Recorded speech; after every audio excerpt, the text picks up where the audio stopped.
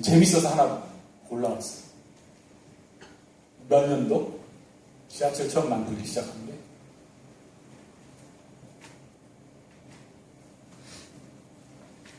1913년도인데 13년도.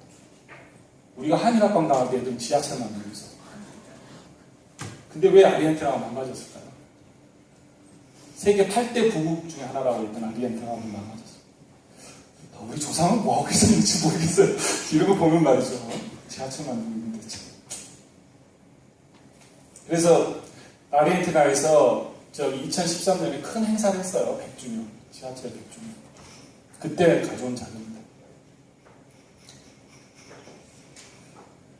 IMF의 공식 의견은 아닙니다. 그러나 이코노미스트가 인프라가 경제 성장을 가져온다는 일관되고 실증적인 증거가 없다.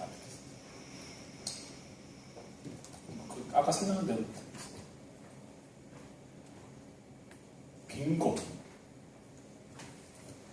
빈곤이 얼마나 줄었냐면 332 밀리언이 줄었다고 되어 있습니다. 불과 3년 사이에. 그래서 이게 그 MDG의 효과, 중간평가 효과 분석으로 많이 쓰이던 자료입니다. 근데 이게 사실이긴 한데 진리는 아닙니다. 빈곤의 기준을 몇 쓰였냐면 1.25달러로 잡은 거거든요. 근데 분석을 조금 더 해보면 2달러로 잡으면 확 줄어들어요. 빈곤이 줄어든 숫자가. 그러니까 몇 달러로 빈곤을 잡느냐에 따라서 빈곤의 정도가 확 달라진다는 거죠. 그러니까 1.25로 하면 팩트지만 한 3달러 정도로 해버리면 확 준다는 거예요. 그러니까 이게 진리는 아니라는 거죠. 빈곤만큼 유엔에서 많이 사용되는 단어가 없습니다. 여러분도 빈곤 중요하시다고 생각하시잖아요. 근데 이제 문제가 뭐냐? 빈곤의 증상하고 원인을 구별을 잘 못하세요. 이제 칼 마데라를 겁니다. 그분이 이제 남미 주교셨는데 유명하신 분이죠. 자기가 빵을 나눠주면 자기 보고 성인이라고 부른다고 그러고, 자기가 왜 빵이 없냐고 물어보면 공산주의라고 부른다는 거예요. 그러니까 그 빈곤의 원인으로 들어가야 하는데 대부분의 국가나 유엔도 그렇고 빈곤의 증상에 너무 초점을 맞추고 있다는 거예요. 빈곤이 왜 왔냐? 그럼 가처분 소득이 부족해서 온 거거든요. 가처분 소득을 늘려주는 쪽으로 초점을 맞춰야 되는데, 가처분 소득은 이제 잡이라는 거죠. 잡 쪽으로 가는 거죠. 그러니까 빈곤이 개인이 게을러서 빈곤이 있을 수 있어요. 그런데 개인이 빈곤해서 잡이 없냐? 잡이 없어서 게으르냐? 그러면 잡이 없어서 게으른 경우가 더 많아요. 할 일이 없기 때문에 그냥 게을러진 거예요. 근데 할 일이 있으면 게을러지지 않는다는 거죠. 일본처럼, 한국처럼 말이죠. 그래서 개인 능력이 뭐 중요한 건 당연하겠지만 개인 능력을 떠나서 생산 구조에 문제가 있다는 거예요. 우리가 예를 들어서 방글라데시만 내가 천재인데 방글라데시에서 정말 부가가치가 높은 잡을 얻고 싶은데 그런 잡이 없는 거예요. 그러면 할 수 없이 가난한 쓰레기 청소할 수밖에 없는 구조가 된다는 거예요. 국가 의무가 굉장히 중요하다는 거죠. 국가가 개인이 우리가 좋은 직업을 찾잖아요. 좋은 직업 하려고. 국가도 좋은 일자리를 찾아야 된다는 거예요. 정말 모든 일자리를 다 하는 게 아니고, 야 이게 더 좋은 일자리야 라는 일자리를 국가가 찾아줘야 된다는 거죠. 그 다음에 이거는 두 번째 얘기는 피케티가 하는 얘기인데, 자본 구조적으로 21세기 자본론을 이자 소득이 소득 상승률에 항상 높다는 거죠. 그러니까 우리가 아무리 발버둥 쳐봐야 원래 부자였던 사람을 못 따라간다는 거죠. 계속 그냥 세금 내고 가난하다는 거거든요. 뭐 잘못된 정부 정책도 있고 무능력도 있고 부패도 있고 막 그런 건데, 그러니까 제 말은 이 두 가지가 구조적인 문제인 것 같아요. 뭐 빈곤을 어떻게 할 거냐? 뭐 어쨌든 간에 답은 가처분 소득을 늘려주는 거죠. 요새 많이 얘기들 하시더라고요. 골프 안 치시는데 잘 모르시겠지만 야구공은 손으로 100년 전이나 지금이나 손으로 꼬매는 레이버 인텐시브 잡이고요. 골프공은 기술 발전에 의해서 탄성, 골프공이 얼마나 치면 더 멀리 나갈까 그걸 맨날 연구해서, 야구공은 남미에서 만들고요. 골프공은 미국에서 만듭니다. 기계로. 야구공은 1시간에만 1달러 되면 이건 1시간에 15달러 정도 돼요. 같은 공이지만. 의료, 교육, 주택은 국가가 해야 된다는 거죠. 기본적으로. 그러니까 우리나라를 보시면 뭐 잘 아시겠지만 굉장히 기본 방향에서 반대로 가고 있는 거죠. 과세 정책. 요새 법인세를 올려야 되냐 말아야 되냐 막 그런 얘기 하시는데 조금 개인적으로 다른 의견인데요. 법인세는 좀 낮출 필요가 있어요. 다른 나라가 법인세를 낮추는 경향이 있거든요. 같이 낮춰줘야죠. 근데 법인세가 돈이 좀 남으면 나중에 어떻게 바뀌냐면요. 남은 것이 다 자산으로 바뀌는 거거든요. 자산에다 투여하는, 과세하면 돼요. 자산에다가. 근데 법인에다, 저는 좀 다른 것 같아요. 의견이. 소득세와 법인세는 줄이고 자산세는 늘려야 된다. 한마디로 그냥 돈 많은 사람한테 과세해야 된다. 그런 얘기입니다. 새천년 내용, 8개 개발 목표가 뭐고 이런 건 인터넷 찾아보시고요. 뭘 알아야 되냐. MDG가 구조적으로 무슨 문제가 있냐. 그 다음에 MDG가 성공했냐. 이런 겁니다. 여기까지 볼까요? MDG 8개 항목에는 뭘 줘야 된다. 모기장을 줘야 된다. 전기를 확보해야 된다. 빈곤을 낮춰야 된다. 그런 얘기는 있지만 어디서 그 소스를 가져올 거냐에 대한 얘기는 없는 거예요. 성장의 얘기가 없다는 겁니다. 어디서 부를 창출해서 그 부를 가지고 이렇게 나눠줄 거냐는, 나눠줄 것까지는 있는데 어디서 그 부를 만들 거냐는 얘기가 없는 거예요. 심각한 문제죠, 사실. 그래서 생산과 소비가 문제가 없고, MDG가 목표잖아요. 그러니까 목표 설정해놨는데 너희들이 다 알았어요. 그래서 MDG를 설정했다고 그래서 후진국이 선진국이 되는 게 아니에요. 그렇잖아요. MDG를 설정했다고 해서 이 나라가 갑자기 선진국이 되는 게 아니에요. 선진국이 될 수 있도록 추진 전략이나 목표나 능력 같은 것들을 제공해줘야 되는데 그게 없이 목표만 너 천당 가 이렇게 해놓고 천당 가는 방법을 얘기 안 한다는 거죠. 저는 기독교는 아닌데 예를 들어서 MDG가 성공이냐 실패냐 이제 좀 그런 얘기 좀 해볼게요. 이제 성공이라고 해요. 모든 페이퍼는 다 할 수밖에 없고 유엔에서 나온 페이퍼도 다 그렇고. 근데 좀 자세히 들여다보실 필요가 있어요. 필리핀 케이스거든. 필리핀. 그러니까 2000년에 MDG가 생겼잖아요. 이게 빈곤율인데 2000년에 MDG가 생겼으면 그 다음에 빈곤율의 저하에 뭔가 획기적인 변화가 있어야 되는 거잖아요. 획기적 배경은 MDG 있기 전에 있어요. 이게 뭐냐면 그냥 관성대로 했다는 거예요. MDG가 있든 없든 그냥 이렇게 갔을 거라는 거예요. MDG가 한 역할이 뭐냐는 거죠. 없다는 거죠. 부가적인 역할을 못했다는 거예요. 인도네시아 한번 보실래요? 인도네시아가 대충 2000년 요 정도 되거든요. 빈곤이 여기서 확 떨어집니다.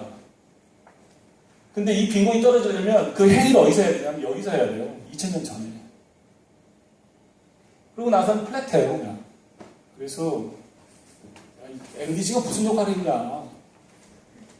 별로 의미 있는 역할을 못한 것 같다. 이런 생각을 하게 하는 거죠. 빈곤의 일목표인 MDG 일목표인 빈곤만 얘기했는데 다른 목표도 한번 이렇게 해보시면 재밌을 거예요. 목표가 성공했냐 아니냐. 평가할 때. 지속 가능한 목표. 이게 꽤 오래전에 나왔어요. 87년에 나왔으니까. 근데 서선 디벨롭먼트란 말이 87년에 나왔는데 왜 아직까지 성공? 혹시 질문하실 거 있으면 중간중간에 질문하세요. 그냥. 혹시 설명이 안 되는 거 있으면 다시 설명할게요. 87년도에 SD가 나왔는데 왜 아직까지 성공을 안 했냐는 거죠. 두 번째. 이게 이제 가장 많이 사용되는 정의거든요. 근데 이게 무슨 뜻인지 이해가 좀 되세요? 이렇게 하면 지속 가능 발전이 됩니까? 예를 들어서, 그러니까 굉장히 내 말은 추상적이라는 거예요, 정의가.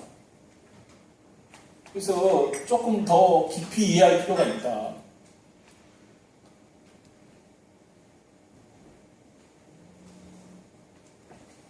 SDG가, 그러니까 SD가 있고 SDG가 있거든요.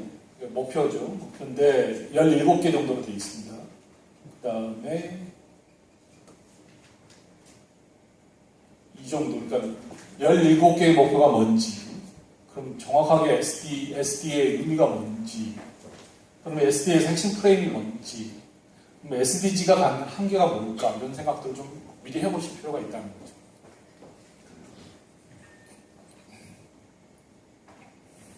한마디로요, 옛날에 성장이 양적 성장이었으면 질적 성장으로 가자는 거예요. 뜻은 질적 성장이 뭐냐 이러면 또 그다음부터는 이제 여러 가지. 그 다음에 사회적 가치와 경제적 가치, 환경적 가치를 통합하자는 거거든요. 그래서 3필러라는 거 아니겠습니까? 세 개가. 여러 가지 문제가 나오는데, 예를 들어서 그러면 통합할 때 두 가치가 충돌하면 그걸 어떻게 해결할 거냐는 문제가 나오는 거예요. 경제적 가치하고 환경적 가치가 충돌하면 어떤 걸 우선해야 되죠? 그게 하나고요. 또 하나는 이제 많은 사람들이 이 세 가지 목표를 똑같이 동률적 가치로 혹시 생각하는 것 같아요. 근데 제가 생각하기에는 저는 개인적으로 야 이게 어떻게 같을 수가 있냐. 개발이라는 것이 인간을 위한 건데 인간을 위한 목표와 소셜 목표가 가장 상위 목표가 돼야 되는 거 아니냐.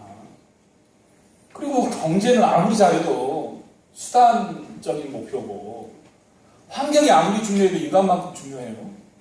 그렇지만 환경이 없으면 장기 성장이 안 되니까 파트너로 우리가 데리고 가야 되는 거 아니냐. 그래서 조금 개념화를 굳이 그래서 세 개를 고르라고 그러면 가장 높은 게 상위 목표가 사회적 목표라는 거죠. 근데 이걸 자꾸 동률적 목표로 놓고 보면 예산도 33.4%씩 배정하게 될 가능성이 많거든요.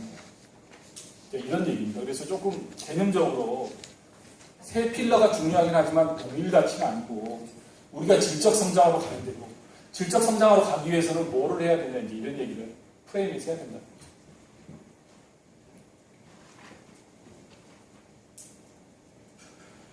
그러니까 이제 서센 디벨롭 하려면 아까 말한 대로 3필러가 있습니다. 3필러의 통합을 통해서 뭐를 해야 돼요? 시너지를 내야 된다는 거죠.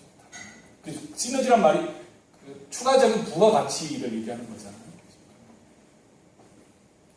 근데 문제는 뭐냐? 통합을 하려면 반드시 코디네이션 캐퍼시티가 필요해요. 무슨 말이냐면 더 복잡해지는 거죠. 근데 개도국은 더 복잡해진 것을 관리할 능력이 떨어지는 거예요. 그게 문제인 거죠. 그 능력을 키워야 되는 거죠. 서스테인 디벨롭먼트 관련. 두 번째가 친환경적이면서 새로운 산업을 만들어내요.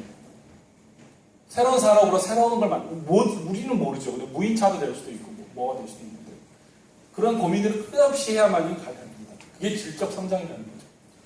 세 번째로 이제 부가 새롭게 창출됐다.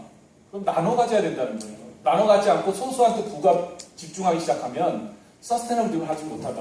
이런 얘기입니다. 그래서 세 가지 키워드가 통합성하고 통합 시너지, 그 다음에 신성장 산업, 그 다음에 삶의 질, 재분배 이런 겁니다. 제가 보기에는. 제 개인 해석이고요. 다른 책은 아마 또 다르게 설명하겠죠.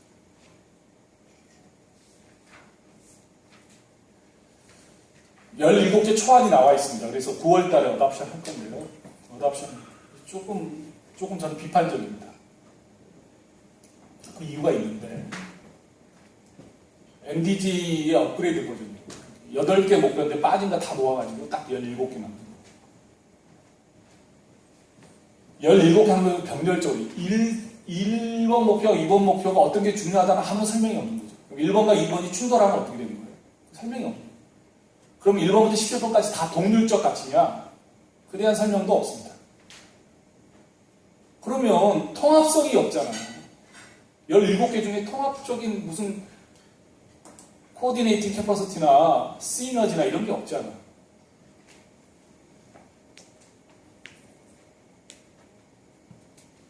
SDG를 해놓으라고 그러고 아마 또 틀림없이 어떻게 달성할지는 얘기 안 해요. SDG를 설정했다고 해서 후진국이 선진국이 되는 게 아니라는 거죠. 갑자기. 그래서 제일 중요한 게 사실은 어떤 개발 목표가 됐든 개발 목표를 추진할 수 있는 추진체나 힘 같은 협력 이런 게 있어야 되는데 그런 얘기가 없다는 거예요. 그래서 제 생각이 좀 비판적인 거죠. 반기문 총장님이 안 좋아하실 거예요. 그런 얘기 하지 마시고. 반기문 총장님 열심히 하고 계시는데 제가 또 유엔 직원으로서 기후변화는 여러 가지 얘기가 많은데요. 너무 이게 진짜 한 학기 강의 주제거든요. 굉장히 많은데 몇 가지만 얘기할게요.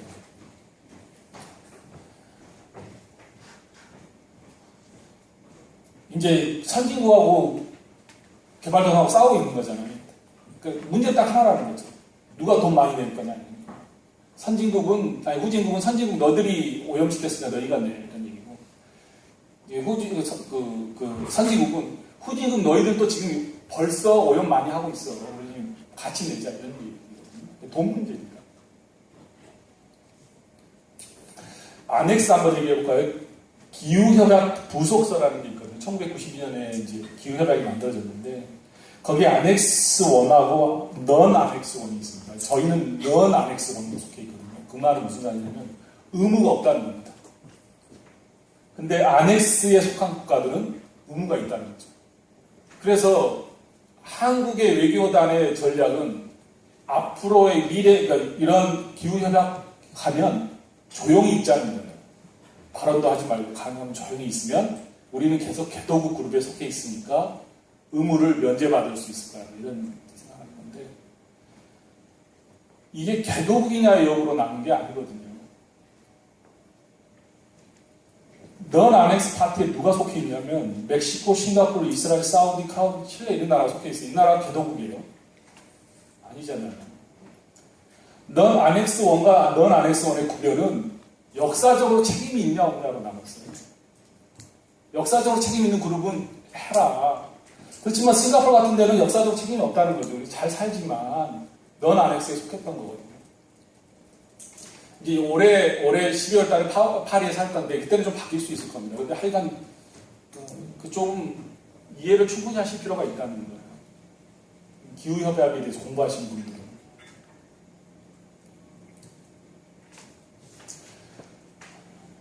이것도 굉장히 재밌는데요. 기후변화가 왜 일어났냐 그러면 원인이 탄소라는 거 아니에요? 탄소. 그래서 탄소를 줄여야 된다는 거 아닙니까?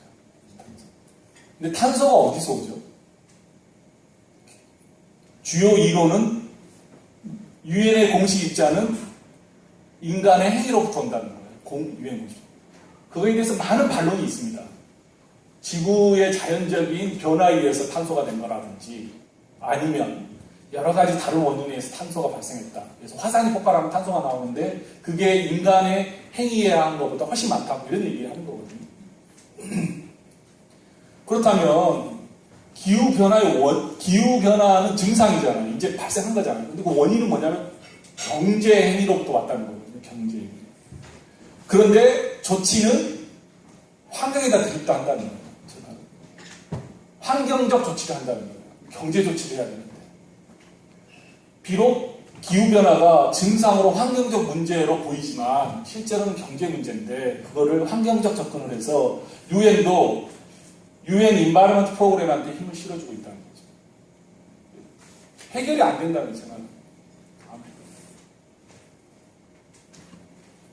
이것도 굉장히 중요한 건데요. 기후변화가 중요해요. 저도 이거 중요하다고 생각합니다. 똑같은 말이에요. 기후변화 조치를 했다고 해서 갑자기 후진국이 선진국 되는 거 아니에요.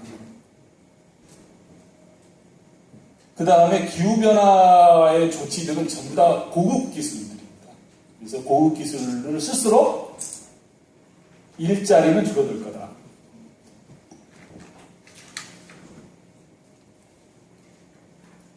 기후변화에 지금 비용이 많이 드는데 미래의 이유잖아요. 그러니까 그 사이에 시간갭 같은 게 있어서 섣불리 안 들어가려고 한다는 거죠.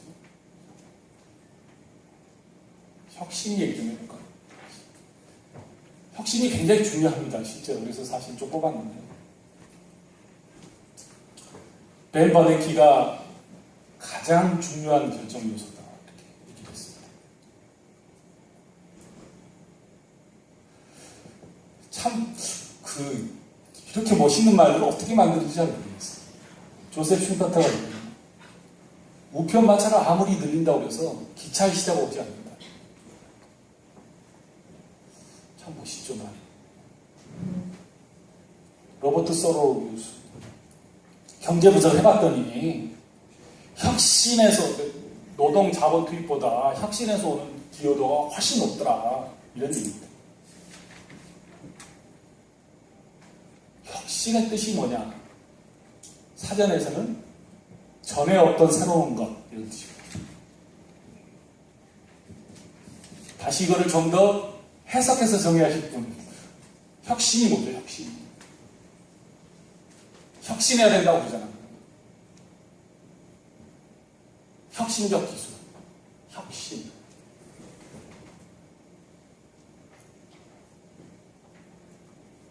제 생각은 그렇습니다. 전혀 무관했던 두 가지가 결합하면서 새로운 부가가치를 나타내는 거예요. 하이젠베르크가 그분이 그렇게 썼대는데 두 개의 전혀 다른 조류가 만날 때 풍성한 발전이 일어난다. 이종 간에 서로 다른 결합 간의 결합해야 혁신이 나타난다. 그 다음 질문. 그렇다면 혁신은 어디서 옵니까? 어떻게 혁신을 만들 수 있는 거죠?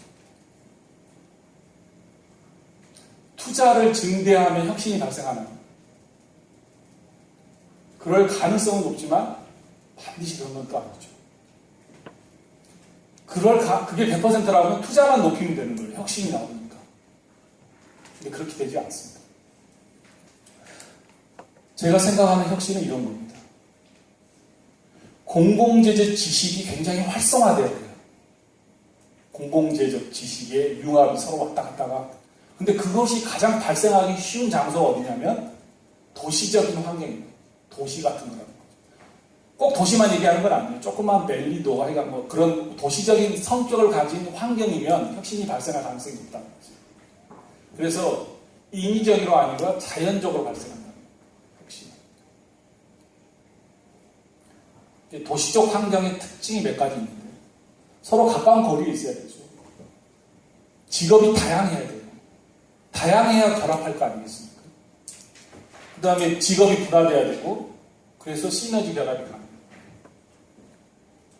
그래서 저희들이 대덕에다 연구단지를 만든 이유도 이런 걸 바라보고 생각은 안 했지만 이렇게 모아놓고 하면 자기들끼리 서로 얘기 많이 할 거 아니야? 뭐 이렇게 생각해서 한 거예요. 혁신이 꼭 이렇게 왔다고 생각해서가 아니라. 그래서 혁신의 특징은 다양할 뿐만 아니라 통합이 가능합니다. 그게 혁신이 가능하죠. 그러니까 다양하게 만들어주고 통합이 가능하도록 만들어주는 게 국가 역할이에요. 이런 거고요. 농촌하고 후진국에서 왜 혁신이 발생하지 않냐. 걔들이 게을러서가 아니고 상호 결합할 게 없다는 거예요. 너무 심플해서. 그런 거죠. 그래서 이런 혁신, 도시의 중요성을 강조한 기록들은 굉장히 많습니다. 도시화가 왜 중요하냐? 사람들이 유엔에서도 그러고 도시의 뭐 교통, 빈곤 뭐 이런 것만 자꾸 부정적인 것만 다루는데 도시가 굉장히 중요하다는 거예요. 그러니까 1613년에 안토니오 세라라는 사람이 어떻게 부자 나라가 되냐? 그랬더니 직업을 다양하게 만들어주면 된다. 그랬어요. 직업 가짓수를 늘려준다. 굉장히 똑똑한 사람, 이탈리아 학자인데 똑똑한 사람. 지오바니 보테로도 도시의 위대함이라는 책을 1588년에 이미 썼던 거죠. 독일 학자도 독일 공국이라는 저에서 도시화를 강조합니다. 1656년 프란시스 베이컨도 혁신에 관해서 이렇게 논문을 썼는데 역시 도시가 중요하다. 조셉 슈페터도 도시가 중요하다. 역사적 수학책증이라는 표현을 등장했고요. 피터 드러커, 에버노트 사장인 필 리건 뭐 이런 사람들도 다 도시가 중요하다는 얘기를 하고 있는 거죠. 기술 얘기 좀 할까요? 기술이 굉장히 중요하죠. 그래서 따왔는데요. 1620년에 이제 프란시스 베이컨이 뭐라고 그랬냐면, 문화가 발달한 유럽과 신대륙의 거칠고 야만적인 지역의 사람들 사이에는 놀랄만한 차이가 있는데 흑기후 인종이 아니라 기술에서 나왔다. 1620년에 기술이 중요하다고 생각했던 거죠. 이것도 굉장히 재밌는데요. 기술을 기반으로 한 생산 양식이 제도로 바꾼다. 이게 막스 얘기하고 똑같은 거죠. 칼 막스가 한 얘기예요. 옛날에 저희가 자랐을 대학생 때는 코리안 타임이라는 게 있었어요. 30분 있는 건 예사였어요. 소셜리 어셉트 됐었죠. 지금 30분 늦어? 그냥 가는 거죠. 휴대폰으로 다. 그런 거 아니에요. 휴대폰이 우리 생활을 바꿨다는 거죠. 그게 이제 생산 양식이 제도로 바꾼다는 거죠. 이제 관건은 그러면 혁신적 기술을 어떻게 확보할 거냐. 기술을. 그러니까 역시 공공적인 지식을 확산하고 공유하는 과정에서 나옵니다. 그럼 최초의 이 지식은 어디서 오냐는 거예요. 하늘에서 갑자기 쭉 떨어지는 게 아니잖아요.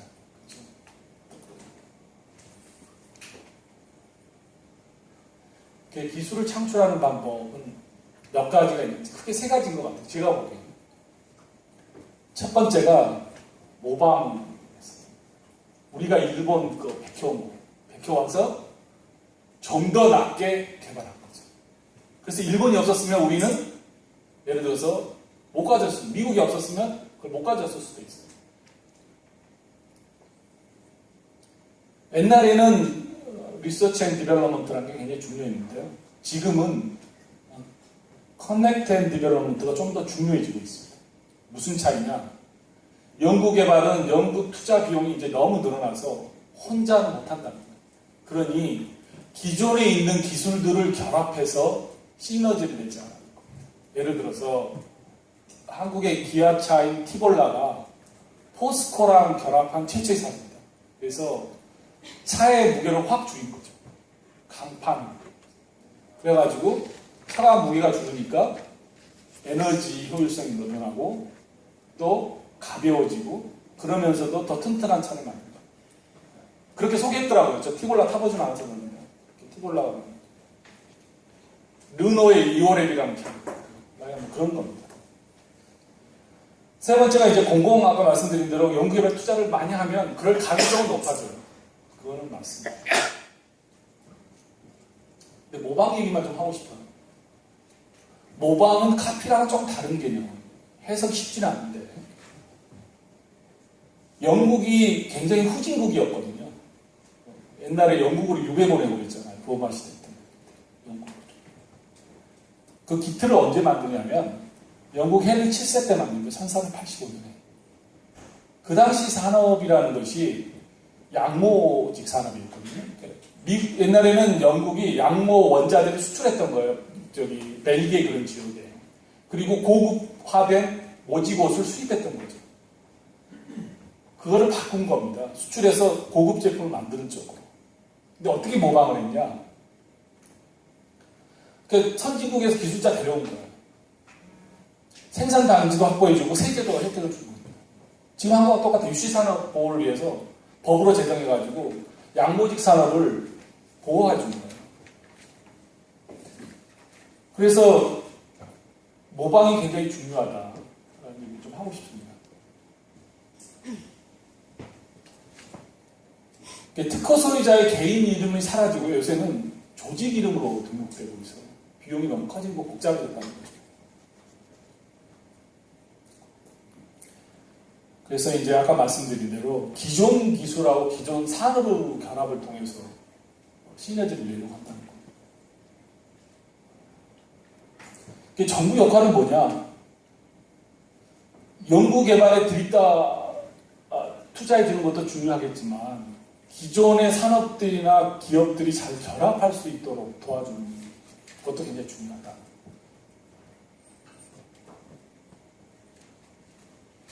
자본주의가 크게 장기 단기로 두 번의 황금기가 있었습니다. 그러니까는 한 500년간 이때부터 경제성장이 쭉 올라가기 시작한 거죠. 그 전까지는 경제성장률이 제로였습니다. 제로. 몇 년간 제로였거든요. 0.1, 0.2 이렇게 쭉 올라가기 시작한 거예요. 그 다음에 2차 대전 45년부터 오일쇼크 일어나기 전까지가 그 자본주의의 작은 황금기입니다. 역사상 가장 부유했던. 이 당시에 나왔던 모든 영화가 다 미국 애들이 춤추고 놀고 이러는데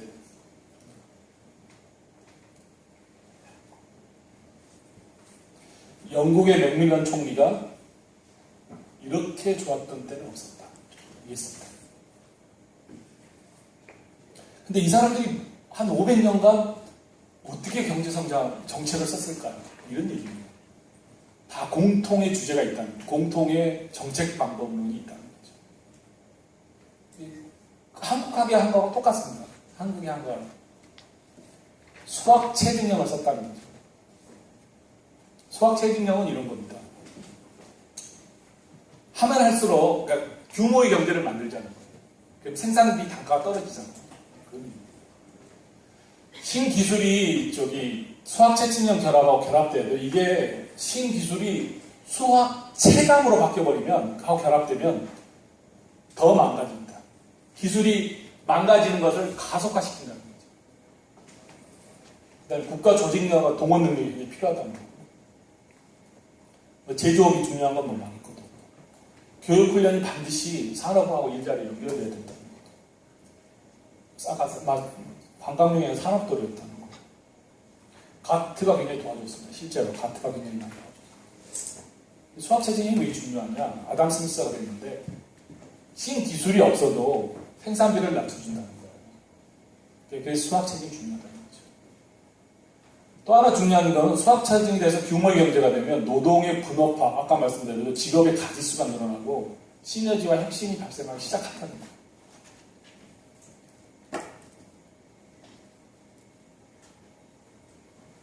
규모의 경제로 해서 진입장벽도 생기고 그렇다는 겁니다. 전기가 19세기에 발견됐는데요. 실제로 전기가 생산성에 기여하기 시작한 것은 30년 후입니다. 전기가 딱 발견됐죠. 그럼 어디다 써먹어요? 공장이 없는데. 공장이 없잖아요. 전기를 써먹으려고. 그래서 전기가 발견된 다음에 산업구조를 바꾼 후, 약 30년 후에야 폭발적인 생산력 증가가 가져옵니다. 제 말의 포인트는 전기가 신기술이잖아요. 신기술이 빛을 발하려면 시스템이 같이 돌아가야 됩니다. 신기술 자체만으로는 힘을 발휘를 못한다는 거예요.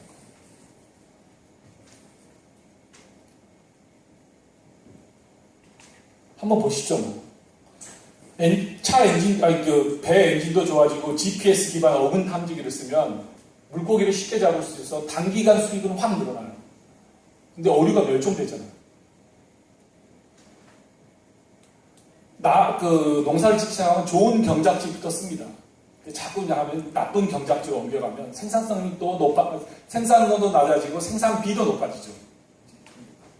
광산도 마찬가지예요. 좋은 것부터 캐거든요. 아마 점점 더 깊이 들어요. 생산 단가가 원유도 그렇죠. 국가의 생산성을 결정하는 것은 개인의 능력이나 생산성, 실험실 신기술이 아니라 이러한 그 시스템에 결합돼서 선순환 경제 구조가 만들어질 때 국가의 발전입니다.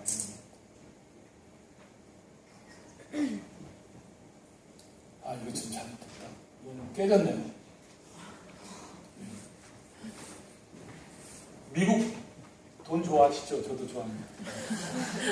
달러인데요. 대통령 얼굴들을 새기고 있거든요. 미국 대통령이 아닌 사람이 두 사람이 있습니다. 달러에 관심이 없으신 거죠. 10달러 하고요. 100달러가 대통령이 아닙니다. 나머지는 다 대통령입니다. 이 사람들이 좀 위대한 일을 했지 않겠어요? 그러니까 달러에 얼굴도 집어넣고 신사임당이 왜 들어갔는지는 잘 모르겠어요. 하여간 뭐 위대한 일을 한 거죠. 이 사람이 알렉산더 해밀턴인데요. 37세가 죽습니다. 미국 최초의 재무장관입니다. 근데 이 사람이 무슨 얘기를 했냐면 의회에 제출한 보고서를 통해서 두 가지를 얘기했어요. 하나는 유치산업을 보호해야 된다. 그 다음에 제조업을 육성해야 된다. 지금 무슨 소리냐면 영국으로부터 수입을 금지하고 우리가 산업을 스스로 일으켜서 영국하고 대등해져야 된다는 얘기를 했던 거예요. 그 영화에서 나오면 이제 총으로 서로 대결하는 거 있잖아요. 여자를 놓고 같이 대결하고 총 맞아서 죽었거든요. 굉장히 37세 때 죽었으니까 굉장히 불운한 거죠. 이 사람이 살았으면 미국의 경제가 좀 더 빨리 한 10년이라도 더 발전했을 수도 있는데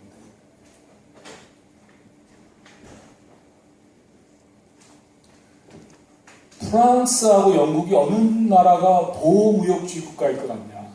우리의 인사는 프랑스죠. 프랑스가 보호무역주의. 근데 1800년도 자기 나라들이 경제가 발달할 때를 보면 영국이 대표적인 보호무역주의 국가였던 거죠. 그래서 영국이 야 자유무역하자 이렇게 얘기를 하면 이 자료를 들이밀면 됩니다. 너희들도 발전할 때 보호무역주의 했잖아. 할 수 있잖아요. 영국만 그랬냐? 미국도 보시죠. 뭐. 미국도 35%에 45%. 관세율이. 미국도 자기 나라 산업을 보호하면서 성장해왔다는 거죠. 자유무역이 답이 아닌 거예요. 자유무역이 나쁘다는 게 아니고 시기별로 무역의 구조가 바뀌어야 된다는 거예요. 미얀마 보고 자유무역해라. 할 게 있어야죠. 수입만 드립다는 거죠. 미얀마나 태국이 잘못하고 있는 정책 중에 하나가요. 농산물을 사달라고 자꾸 그러는 거거든요. 근데 농산물은 자기들이 강점이 있으니까 알아서 팔고 자기가 잘 못 만드는 공산물을 사달라고 그래요. 근데 그게 반대로 됐거든요. 농산물은 팔고 우리 그 한국 같은 데서 파는 그 2차 제조업 물품에 대해서는 또 양보를 한단 말이죠. 헤어날 수가 없는 경제적으로. 제가 책을 한번 썼는데요. 아까 한 얘기 뭐 그런 얘기입니다. 근데 다 얘기를 못해서 몇 가지 여기 좀 책에다가 제목하면서 개발 개념을 좀 다시 이해해야 된다는 거예요. 이게 개발 원조의 가장 성공적인 모델이 마샬 플랜이라고. 근데 마샬 플랜이 우리가 말하는 고전처럼 마샬 플랜 얘기는 많이 하는데 한 번도 제대로 읽어보신 분들이 별로 없을 것 같아서 마샬 플랜이 왜 중요하냐는 얘기를 좀 했어요. 마샬 플랜 전에 혹시 마샬 플랜이 1947년에 일어났는데 시작됐는데 마샬 플랜 전에 바로 2년 동안 다른 플랜이 하나 있었어요. 잘 모르시죠? 역사적으로 잊혀진 플랜인데 모겐소 플랜이라고. 마샬은 국무장관이었고 모겐소는 재무장관이었거든요. 마샬 플랜의 핵심은 산업화하자는 거고요. 모겐소 플랜의 핵심은 탈산업화해야 된다는 거예요. 탈산업화해가지고 독일을 죽여놔야 된다는 게 루즈벨트의 생각이었어요. 그래서 죽였더니 실업자가 엄청 증가하고 2년 동안 박살났던 거죠. 그러니까 트루만이 들어오면서 다시 산업화 정책으로 바뀝니다. 이게 성공적인 모델이 됐어요. 그래서 모겐소 플랜이 모겐소 장관이 무슨 얘기를 했냐면 역사적으로 이 정책이 내 이름하고 엮이지 않았으면 좋겠다. 이렇게 할 정도로 가혹한 정책이었어요. 원래 이름은 모겐소 플랜이 아니죠. 뭐 미군정 무슨 뭐 이런 겁니다. 다른 겁니다. 그러니까 모겐소 플랜하고 마샬 플랜을 비교해보면 제조업이 얼마나 중요한지를 극명하게 보여줍니다. 물론 역사에서는 잊혀졌습니다. 2년밖에 안 했기 때문에.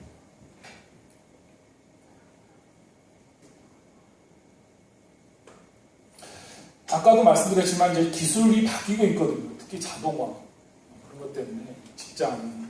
그래서 우리가 새로운 기술 시대가 올 텐데 새로운 패러다임을 좀 만들 필요가 있다. 이런 얘기예요.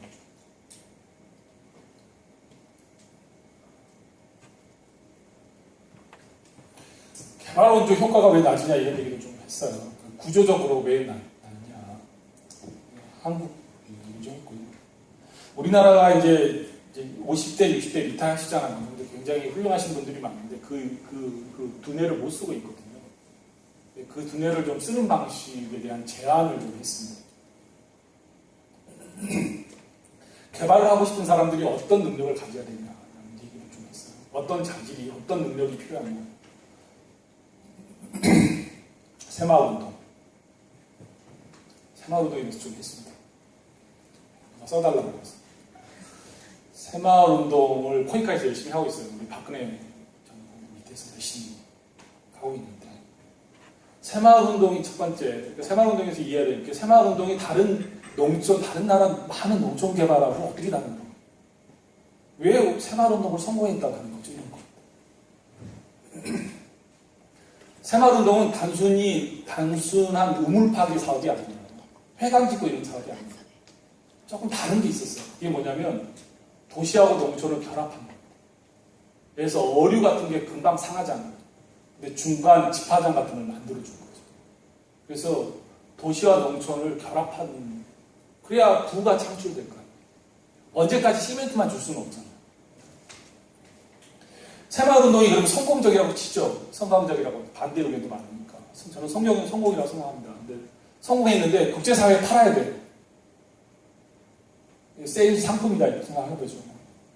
어떻게 팔죠? 이제 한국 정부에서 가장 크게 실수하고 있는 게 혹시 그러니까 인터내셔널라이제이션, 국제화라고 해석이 되는데 그거하고 유니버셜라이제이션이라는 범용성, 일반화 차이를 아시는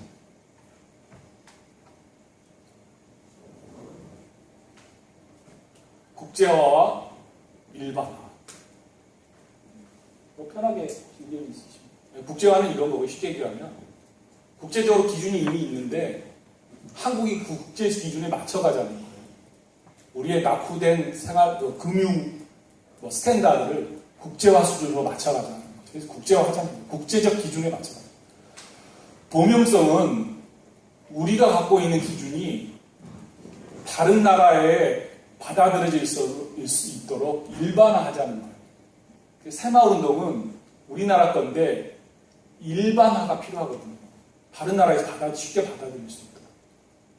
이제 그게 안 된다는 거죠. 자꾸 그거를 국제화라고 한다는 거죠. 범용성으로 본다. 그런 차이가 있어요. 몇 가지 더 썼고요.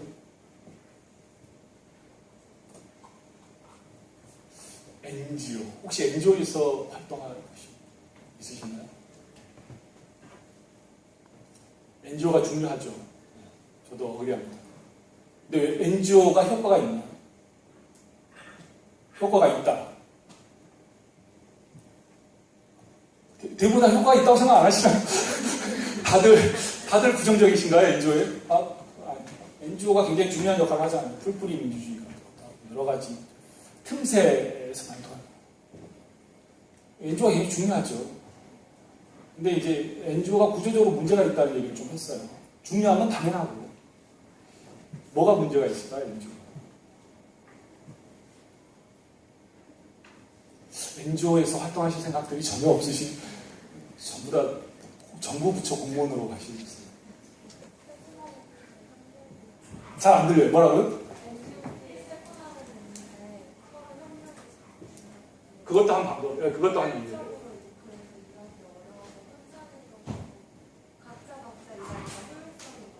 네, 맞아요. 그런 이유가 있어요. 근데 그거보다 먼저 자금 조달 문제죠. 근데 NGO 중에 굉장히 잘 나가는 자금이 너무 넘치는 성공적인 사례가 옥스팜 같은 건데 스스로 자원을 만들어요. 그거 아니고도 NGO 정말 훌륭한 NGO들이 많거든요. 쓰레기 같은 NGO도 많습니다. NGO의 가장 문제점이 뭐냐면요. 민주적 정당성이 없다. 아무도 그 NGO 보고 나를 대표해달라고 얘기 안 할 거예요. 근데 국가는 선거에 의해서 우리가 정당성을 위임하잖아요. 그러니까 국가가 무슨 행위를 하든 정당성을 갖는 거예요. 근데 NGO가 예를 들어서 경실련 같은 데서 얘기하면 어떤 사람들은 그렇게 얘기할 수 있다는 거죠. 내가 언제 너 보고 경실련 나를 대표해달라고 그랬냐 이렇게 얘기할 수 있다는 거예요. 그래서 NGO들이 활동할 때 굉장히 중요한 NGO들이 활동할 때 가장 크게 먼저 겪는 게 야, 이 NGO 유령 회사 아니야? 이런 생각을 하는 거예요. 스스로 자기의 민주성, 정당성을 증명해야 되는 고통스러운 처음에 초기 기간을 거친다는 거예요. 굉장히 낭비거든요. 그래서 스스로 야, 코이카한테 무슨 자금 좀 요청하려고 그러면 야, 이거 실제로 있는 조직이야? 페이퍼 조직이야? 뭐 이렇게 되는 거예요. 두 번째. 아까 말씀하신 거랑 비슷한데 NGO는 너무 쪼개져 있어서요. 아까 말씀드린 규모의 경제가 절대 안 일어나는 거예요. 규모의 경제를 할 수가 없는 거예요. 근데 경제 발전이 어떻게 일어나요? 규모의 경제에 의해서. 세 번째, 역사적으로 한 거죠. 한국의 경제 발전에 NGO가 기여를 했나요? 전혀. 싱가포르 경제 발전에 NGO가 성공해요. 가난한 나라일수록 NGO가 득실득실한데 진짜 경제 발전한 나라에는 NGO가 별로 없는 거예요. 설명할 수는 없는데 NGO가 메인 드라이버는 아니라는 거죠. 역사적으로. 미국이 발전할 때 NGO가 막 큰 역할을 했나요? 미국이 발전하고 나서 NGO가 생긴 거죠. 캄보디아에 NGO가 그렇게 많은데 캄보디아가 NGO가 역할을 안 한다는 게 구조적으로 뭔가가 문제가 있다. 유누스라고 해서 그 소액 금융 모델을 만들어서 노벨상을 받은 친구가 있습니다. 방글라데시 친구인데 소액 금융이 그래서 전 세계적으로 지금 돈이 퍼져 있죠. 혹시 이런 얘기하면 좀 그래요. 소액 금융 처음에 어떻게 시작했냐면 휴대폰을 사줄 수 있도록 돈을 빌려주면 이제 어떤 아줌마가 휴대폰 그 돈을 받아서 휴대폰 하나 사서 그거를 마을 사람한테 국제 전화 걸 때나 전화 걸 때마다 빌려주고 돈을 받아서 수익을 얻는 모델이거든요. 그러니까 한 농촌에 전화가 없을 때 휴대폰을 한 사람이 사서 A한테 빌려줄 때 얼마 이렇게 돈을 받아서 하는 수익 모델.